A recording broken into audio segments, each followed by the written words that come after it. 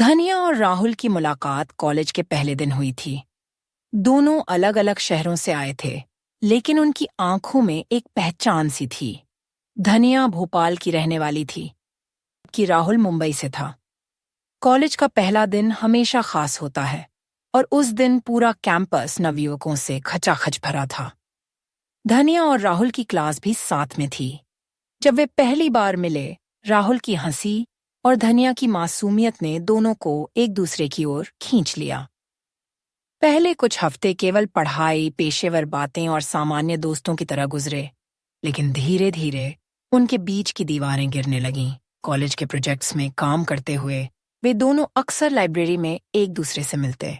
Cafeteria में चाय की चुस्कियां लेते हुए उन्होंने विभिन्न विषयों पर लंबी बातचीत की, जिससे उनके दिल की धड़कनें तेज हो जाती थीं। राहुल की मुस्कान में धनिया के दिल की धड़कनें बढ़ जाती थीं, और धनिया की हंसी राहुल के दिल के करीब जाती जा रही थी। धीरे धीरे उनके बीच का यह दोस्ताना कुछ और बनता जा रहा था। एक दिन राहुल ने धनिया को कॉलेज के पास एक पुराने किले में जाने का प्रस्ताव दिया।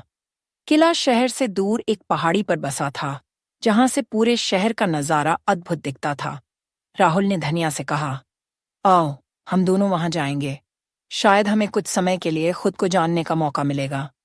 धनिया ने मुस्कुराते हुए हामी भर दी। अगले दिन वे दोनों किले की ओर निकल पड़े।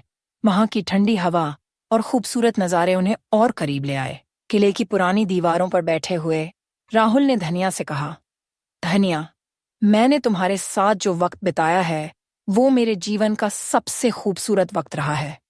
क्या तुम मेरे साथ पूरी जिंदगी बिताने के लिए तैयार हो? धनिया की आंखों में आंसू थे, लेकिन वे खुशी के थे।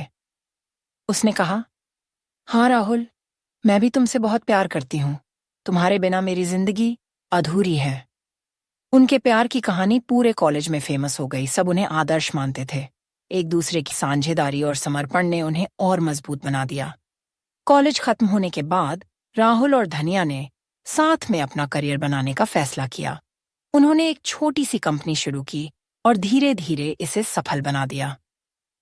राहुल के पिता मुंबई में एक बड़े बिजनेसमैन थे, जबकि धनिया का परिवार एक छोटे से कस्बे में रहता था। राहुल के माता पिता ने धनिया को स्वीकारने में थोड़ी हिचक दिखाई। उन्होंने माना कि उनकी पारिवारिक स्थिति और धनिया की पारिवारिक स्थिति में बहुत बड़ा अंतर था, पर राहुल अपने माता पिता को समझाने में कामयाब रहा कि प्यार किसी स्थिति या स्थायित्व को नहीं देखता। आखिरकार राहुल के माता पिता ने अपने बेटे की खुशी को देखा और धनिया को खुली बाहें से अपनाया। शादी का दिन तो सजी धजी महाकाव्य की तरह था।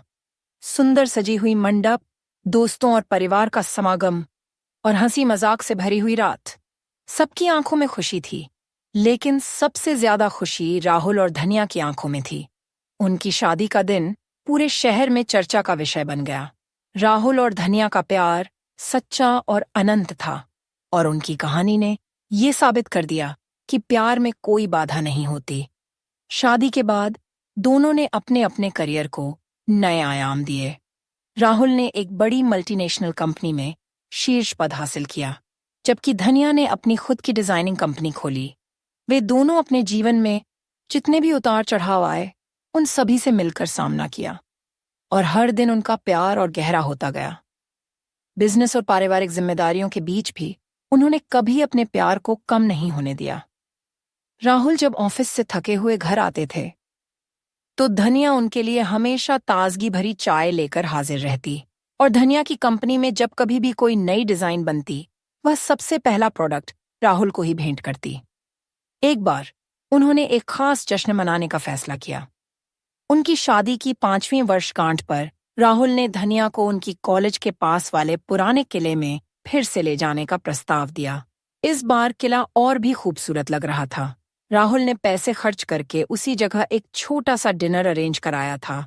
डिनर के बाद राहुल ने धनिया से फिर एक बार वही सवाल पूछा, धनिया, क्या तुम मेरे साथ पूरी जिंदगी बिताने के लिए तैयार हो?